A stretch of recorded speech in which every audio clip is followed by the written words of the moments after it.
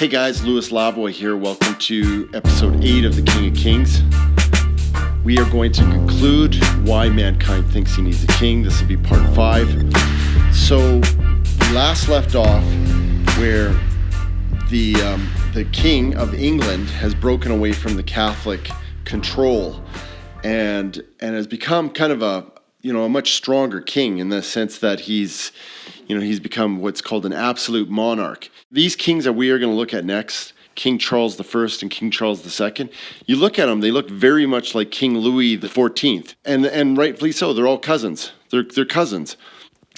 So King Charles takes over the throne after his father dies, which is King James. Now, we all know King James from the King James Bible.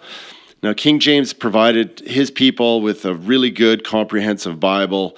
It was really a ripoff of the Tyndale Bible, but who really cares? It's a Bible.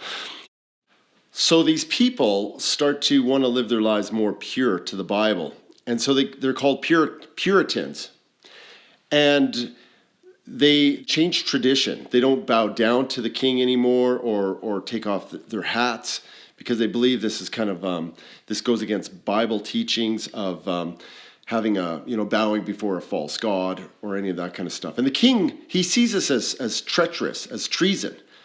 And not only that, but these Puritans, they also want a parliamentary monarch, which means instead of an absolute king with all the power, he has to share his power with a group of people that are going to run the parliament. And he doesn't like this. Nevertheless, all of this breaks into a civil war. And these Puritans, they even break up into another offshoot called the Quakers. So you've got lots of these Quakers and these Puritans, and they're running the parliament. And they start an army called the New Modeled Army. And their practice is a lot different than the Royal Army. And in fact, they're a much better army. And the king loses the civil war, and he loses his head. Like, he literally loses his head. They chop it off. They behead the king. It's a famous thing in England, where he gets beheaded. Well, his son's freaking out. He's got a couple of sons. And his one son tries to flee England. They go after him. They have this big bounty on him. He ends up living in France. And he lives with his cousin, his Catholic cousin, King Louis XIV. So in England, this new model army is actually run by an officer named Oliver Cromwell. And Oliver Cromwell is this Quaker, so he decides to be kind of the leader of this quasi-republic. A republic is a country that doesn't have a king.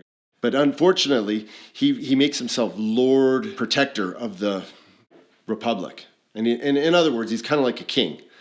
And so that's kind of Cromwell's job, is to make sure no king ever comes into England again. So for the next decade, the government's run by these Quakers and these Puritans. They call themselves the Commonwealth, and their government's based on the Bible. So they also have their share of enemies, which are the Loyalists. The Loyalists are this group of people that want to see a king back in Britain. And so after 10 years, they finally get their opportunity, once Cromwell dies, to bring a king back in. So Britain hasn't had a king for 10 years. And everybody's changed their minds. They all want a king. And so King Charles comes back. He's been living in France this whole time. He's been living with his cousin Louis. And he makes a deal with his cousin, who's a Catholic, that if he gets back into power, he will bring back Catholicism.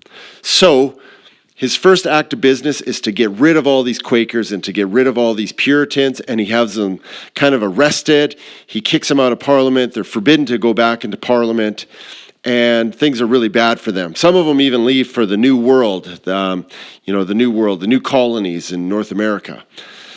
But a couple of calamities happen to the king when he gets back into power. Number one, they're at war with the Dutch, and he ends up bankrupting the country, as well as the plague, the big plague of the Black Plague.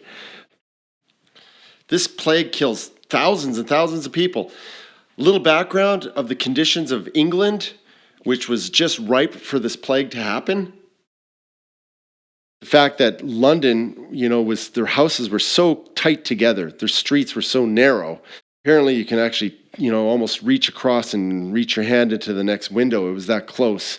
And people just dump all their garbage on the streets because the sanitation was horrible. And there was stuff all over the sidewalks. One of the biographers, the guy that wrote these journals, declared that, you couldn't walk down the streets without slipping because it was so slimy. And that's from the horse manure and just the filth and waste. And so falling down in the streets was disgusting. And not only that, people would throw their water out the window and splash on you. And it was just, and it stunk so bad. It's, people would, when you see pictures of those little flowers that you hold at a wedding, well, in this case, this was invented back then for people that just smush their faces into these bouquets of posies. And they're actually called nosegays. So they have these nosegays and they just shove it under their nose to kind of, hide the stench.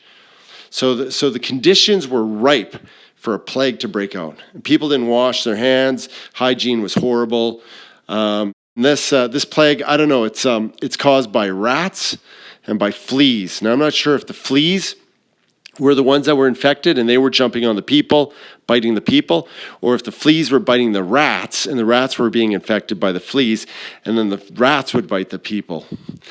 Ironically, the people at the time thought it was the dogs and the cats that were spreading the infection, and so they had all their dogs and cats killed, when in fact the dogs and the cats would have brought the rat population down.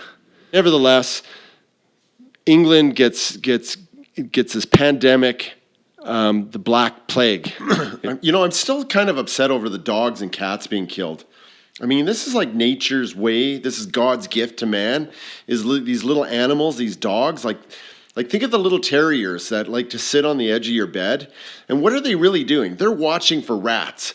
I mean, if a rat jumps on the bed, it's going to try to bite you. Well, the terrier's there. He's kind of guarding you. He's protecting you. I mean, he sits at the foot of your bed, and all night long, he kind of watches. Nevertheless, the King Charles, what does he do? I mean, he takes his terriers, and they leave London, and they go to their summer resort, and them and all the rich kind of noble people go. Guys like John Milton, the writer of Paradise Lost. And same with Isaac Newton. I mean, Isaac Newton took his dogs and he went out into the country. He sat under some trees, hit in the head, discovers gravity, makes a fortune off of it. The big mistake the king does is he puts the Lord Mayor in charge. And so during this plague, what the mayor of London would do is he would board people into their house if they had the plague. And they were quarantined for 40 days, and they were kind of locked up in there, and then they were let out.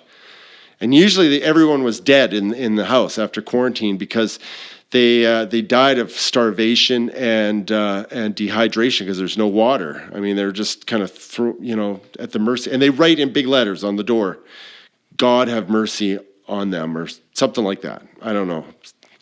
"God have mercy," something like that, in red letters. And so when people saw that, they knew that was a quarantine house. Everyone was afraid. They knew that if you stayed away from those quarantine places, your chances were better. But in the journals of William Penn's like this famous Quaker. He writes in his journal that he was deeply moved when he saw Quakers and Puritans going down the streets and bringing water and food to these people that were quarantined.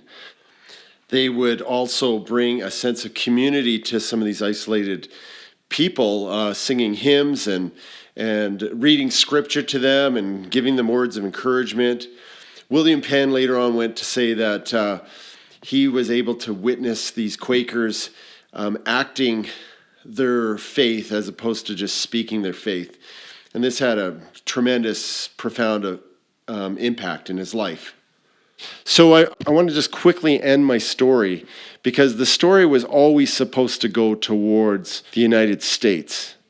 This was the birth time because these Quakers and these Puritans are kicked out of England and they're forced to live in the new colony, the new world, which later becomes the United States of America. This influx of Quakers and Puritans. And when they get there, they deeply, deeply influence the 13 colonies. And then in about 100 years from that point, they break away from England and permanently declare no king. This is based on the Bible, but shortly after this, all over the world, people declare no king. Yay, no king. No king. Age of democracy steps in, but somehow it's in our DNA to always want a king. So this is coming back. We are going to have a king again. Thank you very much. I'm Louis Lavoie.